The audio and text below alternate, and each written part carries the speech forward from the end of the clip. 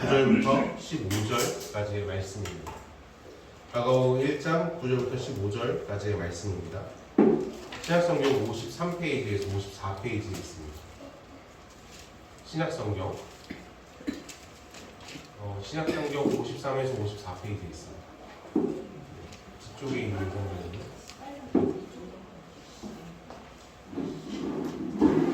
마가복음 1장 9절부터 15절까지의 말씀입니다.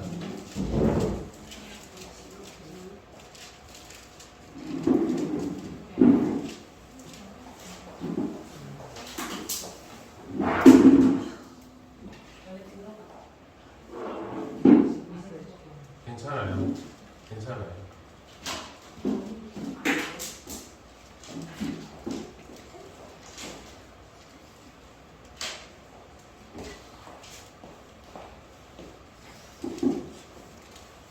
네, 9절부터 15절 같이 읽겠습니다. 자, 시작. 그때에 예수께서 갈릴리 나사렛으로부터 와서 요단 강에서 요한에게 세례를 받으시고 곧 물에서 올라오실새 하늘이 갈라짐과 성령이 비둘기같이 자기에게 내려오심을 보시더니 하늘로부터 소리가 나기를 너는 내 사랑하는 아들이라 내가 너를 기뻐하노라 하시니라. 성령이 곧 예수를 광야로 몰아내신지라. 광야에서 40일을 계시면서 사탄에게 시험을 받으시며 들짐승과 함께 계시니 천사들이 수종들더라. 요한이 잡힌 후 예수께서 갈릴리에 오셔서 하나님의 복음을 전파하여 이르시되 때가 찼고 하나님 나라가 가까이 왔으니 회개하고 복음을 믿으라 하시더라. 아멘. 아멘. 오늘 우리는 같이 읽은 말씀을 통해서 예수님의 첫 번째 하신 일이라는 제목을 같이 제목으로 말씀을 나누기 원하는데요. 이제 계속해서 한 총 4번의 사순절을 지나가게 될 것입니다. 네. 그래서 예수님을 더 깊이 묵상하라, 생각하라 라는 제목으로 같이 말씀을 나누게 될 거고요. 그리고 이제 하나님 말씀대로 우리가 그 뜻대로 좀 순종하고 나가는 은혜가 있었으면 좋겠습니다. 자, 잠시 같이 기도하겠습니다. 아버지 하나님 감사합니다. 주님 우리에게 능력과 자비를 베풀어 주시고 하나님의 선하심과 인자하심을 따라 겸손히 반응하고 나갈 수 있도록 우리를 축복하여 주시옵소서. 하나님께서 원하시고 바라시는 바의 능력을 하나님 우리 마음 가운데 품게 하시고 성령의 은혜와 성령의 자비하심을 따라 겸손히 반응하며 살아가는 참된 믿음과 참된 신앙이 우리 안에 넘쳐 흐를 수 있도록 축복하여 주시옵소서. 주님 감사합니다. 찬양합니다. 그리고 주 예수 그리스도의 이름 받들어 기도합니다. 아멘. 우리 서로 같이 인사했으면 좋겠습니다. 사랑하고 축복합니다. 감사합니다. 감사합니다. 네, 감사합니다. 이제 날씨가 따뜻해지고 있죠. 분명히 따뜻해지고 있고 또 좋은 기회가 올 것 같습니다.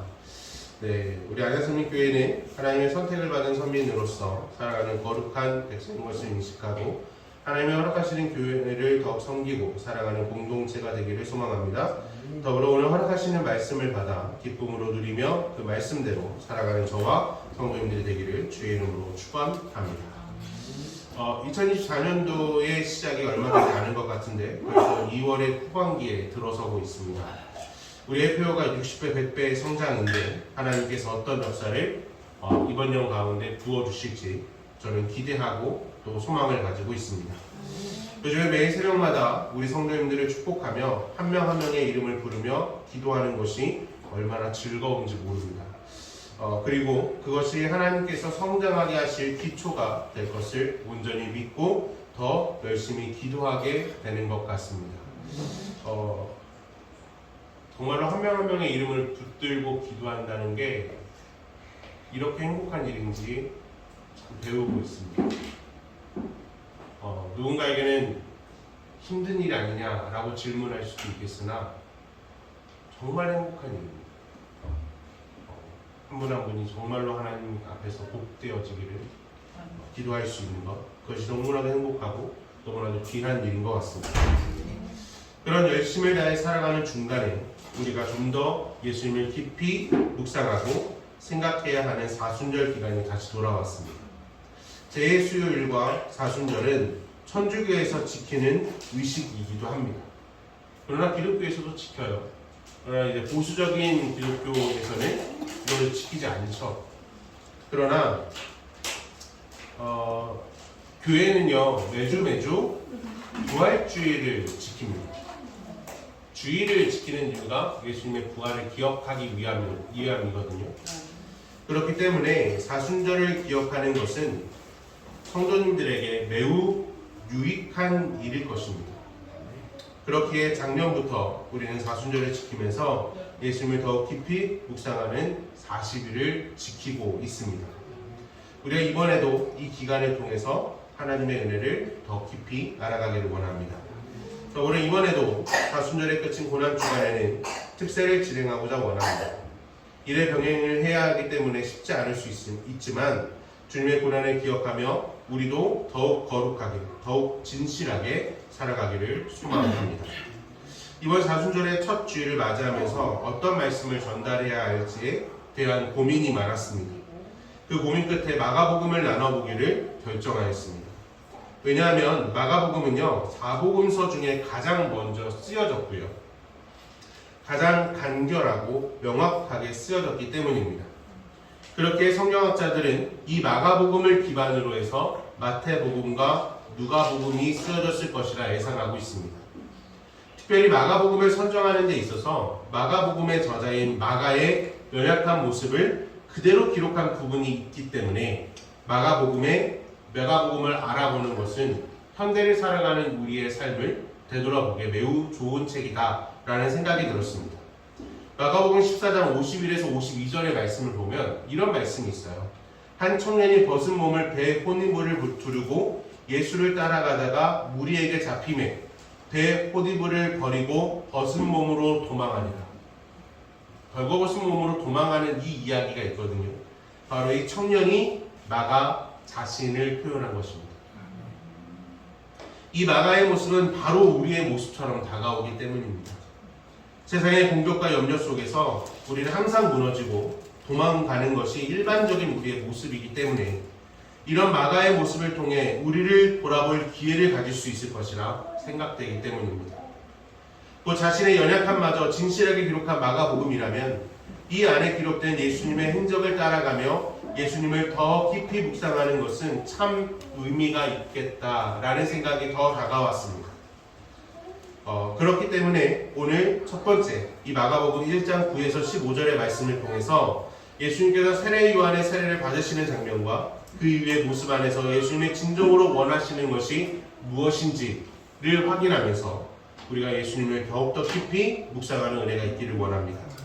이 부분을 한마디로 우리가 방금 전에 읽었던 이 부분을 한마디로 정리한다면 예수님은 하나님 나라에 대한 선언을 하기 위해 오셨다라고 우리는 평가할 수 있을 것 같습니다.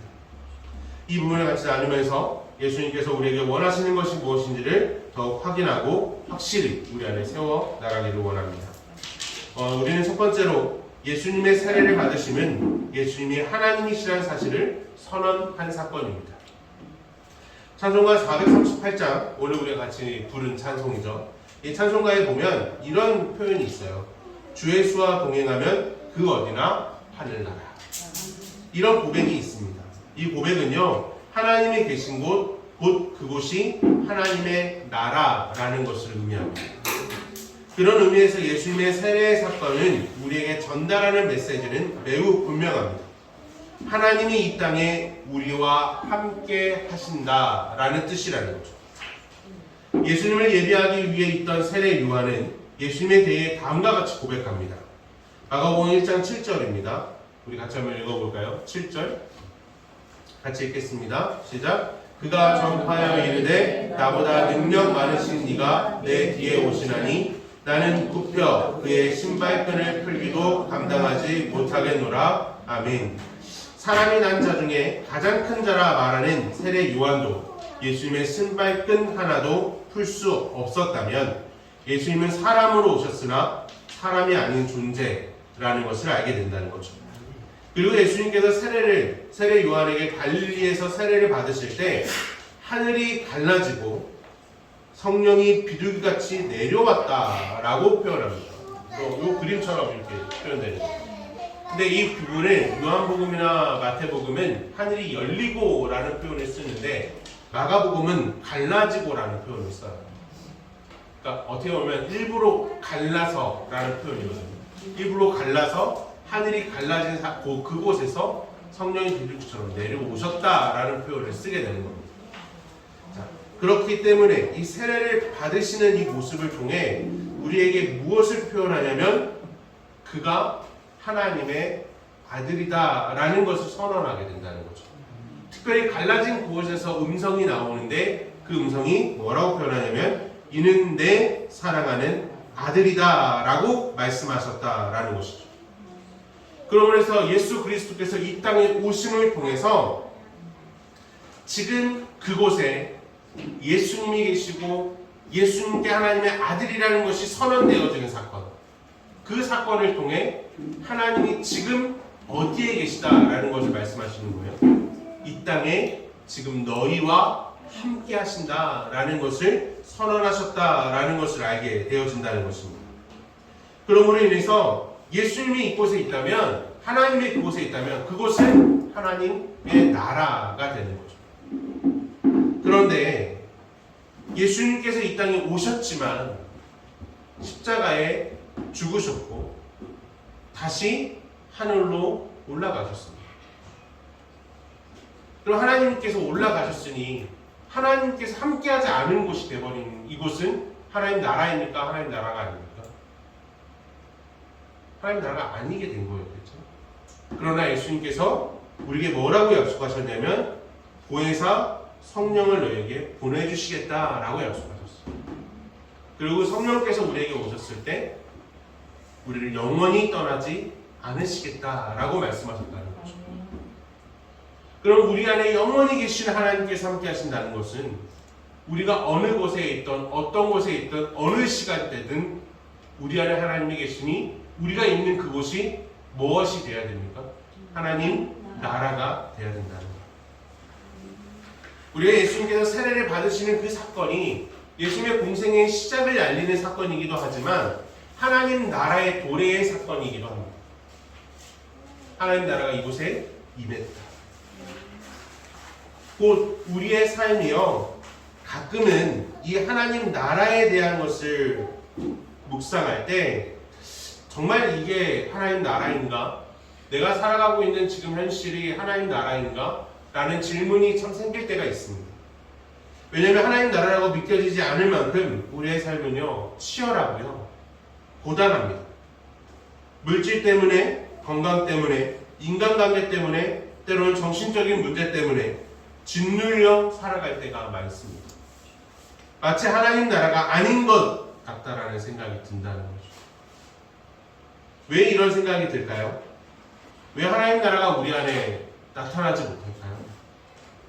분명 예수님께서 이 땅에 오셨고 우리와 함께 하셨고 떠났으나 성령 하나님께서 우리 안에 오셨다라고 선언하는데 왜 우리는 이 하나님 나라를 누리지 못할까요?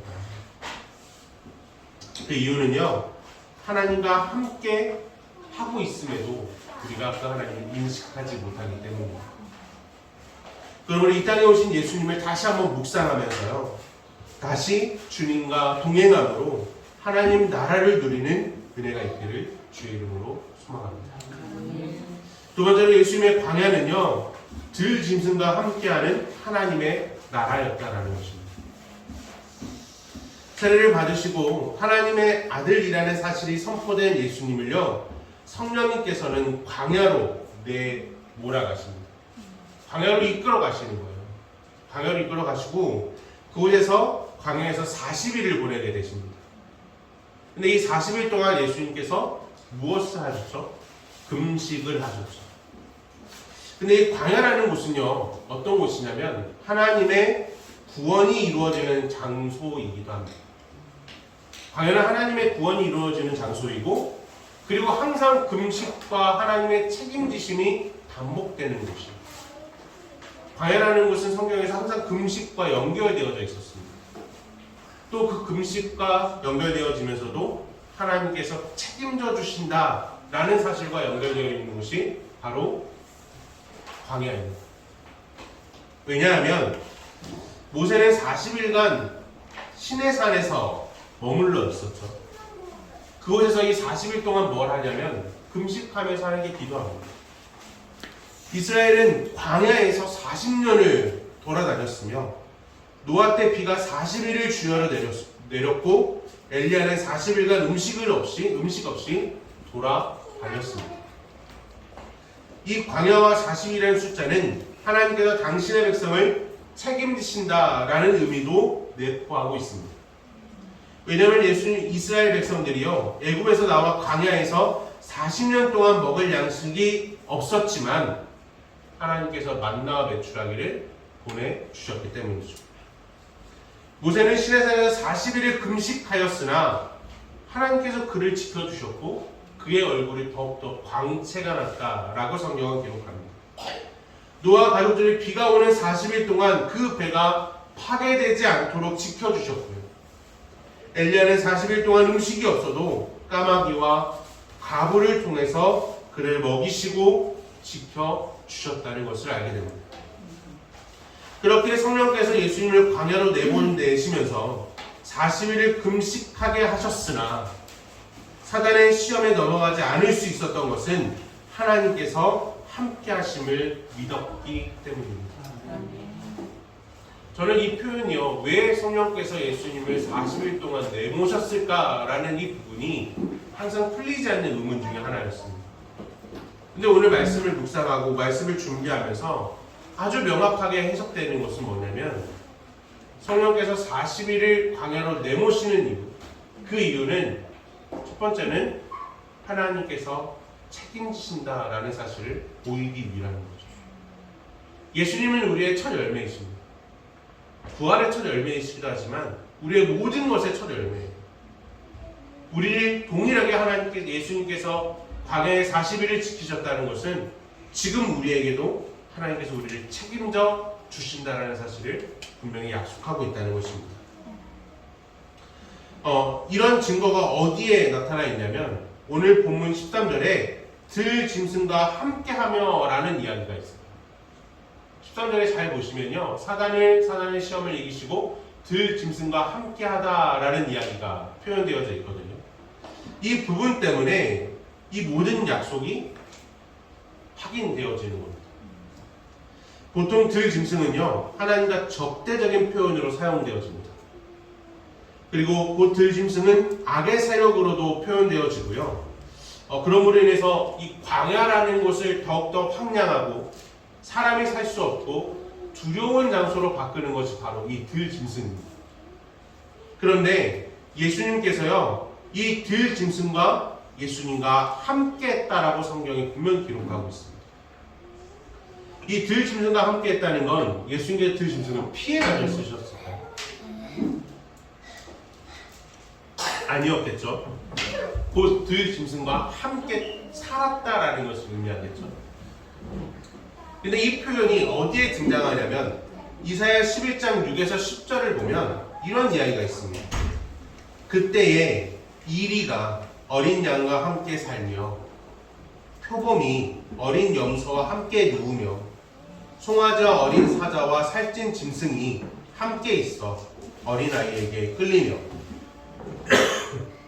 암소와 곰이 함께 먹으며 그것들의 새끼가 함께 엎드리며 사자가 소처럼 풀을 먹을 것이며 젖먹는 아이가 독사의 구멍에서 장난하며 젖된 어린아이가 독사의 굴에 손을 넣을 것이라. 내 거룩한 산 모든 곳에서 해됨이 없고 상함도 없을 것이니 이는 물이 바다 덮음같이 여호와를 아는 지식이 세상에 충만할 것임이니라. 그날에 이새의 뿌리에서 한 싹이 나서 만민의 기치로 설 것이요 열방이 그에게 돌아오리니 그가 거한 곳이 영화로우리라. 아멘. 이사야서 11장의 예언은요 메시아가 오시면 어린 아이가 독사의 굴에 손을 넣어도 괜찮을 것이라고 얘기합니다. 근데 이런 모습이 언제 있었냐면 하나님께서 처음 세상을 창조하셨어요. 아담과 들 짐승이 함께 있거든요. 근데 그 들짐승과 함께 하다가 아담이 범죄하자마자 그들이 그 들짐승을 두려워하기 시작합니다. 함께 할 수가 없었던 거죠. 근데 예수님께서 40일 광야 동안 광야에서 함께 하실 때 이 들짐승이 함께 했다라는 것은, 우리에게 표현되는 것은 이것을 통해 그 광야에 들짐승이 함께하는 그곳에 하나님 나라가 임재했다는 것을 우리에게 표현합니다. 예수님이 계신 그곳이 하나님 나라가 되었다라고 이야기하는 거예요. 요즘 제가 철거 일을 조금 했거든요. 철거 일을 하면서 생각보다 거칠고 힘이 많이 드는 일이라는 걸 더 많이 배우게 됩니다. 그러나 그 일을 하면서 저를 강하게 붙들었던 생각이 하나 있어요. 그것이 뭐냐면, 오늘도 살아내는 것이 믿음이다. 오늘도 살아내는 것이 믿음이다. 라는 이 생각이 가장 강하게 다가왔습니다. 내가 왜 이런 일을 해야 하나, 내가 왜 이렇게 힘이 들어, 이렇게 힘든 일을 해야 하나 라는 그런 생각에 사로잡히는 것이 아니라, 이 하루를 감사함으로 감당하는 것, 그것이 믿음이고 이곳이 하나님 나라임을 고백하게 됐다는 겁니다. 이러던 중에 어떤 분이요, 이렇게 질문했습니다. 힘들지 않냐? 라고 질문하셨어요. 그래서 제가 다 답하기는 당연히 힘이 들죠 라고 답했죠. 그러나 오늘 일하면 우리 아이들에게 맛있는 것도 먹일 수 있고요, 그리고 아내에게 이 돈을 갖다 주면 조금은 걱정을 덜 할 수 있지 않습니까? 라고 답을 했죠. 그게 하나님 나라를 살아내는 거예요. 우리 하나님 나라를 살아내는 게 대단한 것이라고 이야기할 수 있지만, 그러나 정말 하나님 나라는요, 들짐승과 함께하는 그곳입니다. 광야인 그곳입니다. 그곳에 하나님께서 함께 하실 때 그곳이 하나님 나라가 됩니다. 오늘 하나님 나라는요, 먼 곳에 있지 않다는 사실을 우리는 기억하셨으면 좋겠습니다. 아멘. 바로 여기 광야 같은 우리의 삶 속에 있다는 것. 그 광야의 길은, 광야 같은 우리의 삶 속에 여전히 하나님께서 불 기둥을 주셔서 밤에는 들짐승과 추위에서 지켜주신다는 사실을, 그리고 낮에는 구름 기둥을 주셔서 강한 햇빛과 더위에서부터 지켜주고 계신다는 사실을 우리는 기억하셨으면 좋겠습니다. 그 하나님의 돌보심은 지금도 여전히 있다는 사실을 기억합니다. 소망합니다. 그렇게 지금 이곳이, 우리가 있는 이곳이 하나님의 나라라는 사실을 기억하시기를 주의 이름으로 축원합니다. 세 번째로, 하나님의 첫 번째 복음은요, 회개하라, 하나님 나라가 가까이 왔다라는 것입니다. 세례 요한이 헤롯에게 잡혀간 후에 예수님께서 갈릴리로 돌아오셔서 복음을 외치십니다. 그러나 그 복음은요, 세례 요한이 외쳤던 복음과 동일한 것이었습니다. 이 표현이 참 우리가 기억해야 될 건, 세례 요한이 외쳤던 것과 예수님이 외쳤던 내용이 같다는 거예요. 회개하라, 천국이 가까이 왔다. 다르지 않았다는 겁니다.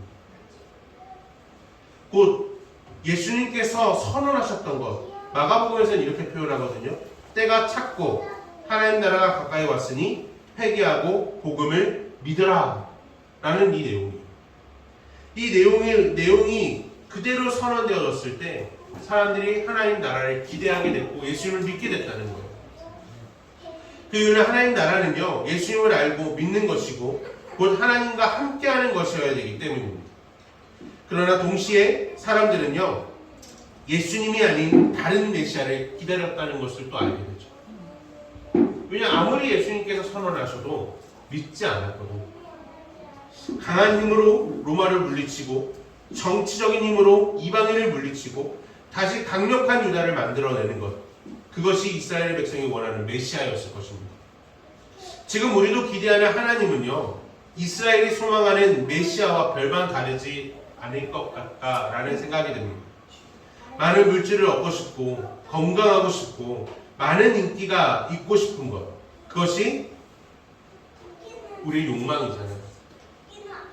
그래서 우리가 하나님을 기대할 때 램프의 요정처럼 우리가 말만 하면 이 모든 기도를 들어주시는 그 하나님으로 만들고 싶은 것이 우리의 욕망입니다.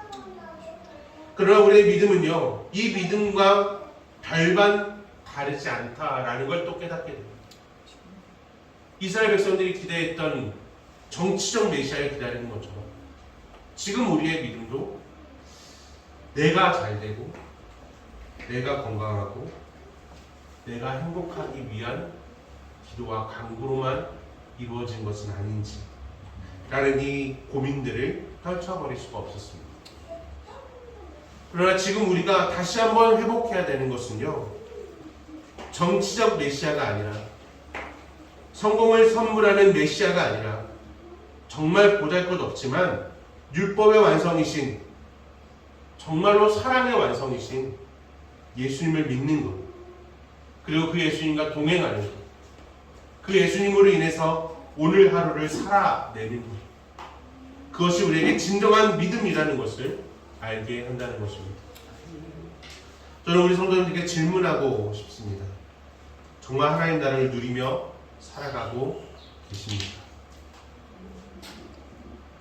정말로 예수님과 동행하며 살아가고 계십니까? 하나님 나라는요, 지금 이곳에 있습니다. 이곳에서 하나님 나라를 누리지 못하면 우리가 기대하는 죽고 난 다음 사후세계 하나님 나라는 우리와 상관이 없을 수도 있어요. 그러므로 해서 우리가 더욱더 하나님 앞에 나아가서 그 복음의 기쁨과 즐거움을 우리가 누리며 나아가는 은혜가 있기를 주의 이름으로 축원합니다. 아멘. 예수님께서 분명히 말씀하고 계세요. 때가 찼고 하나님 나라에 가까이 왔으니 회개하고 복음을 믿으라. 오늘 우리가 다시 한번 주님 앞에 나아가기를 주의 이름으로 축원합니다. 이제 우리 같이 찬양하면서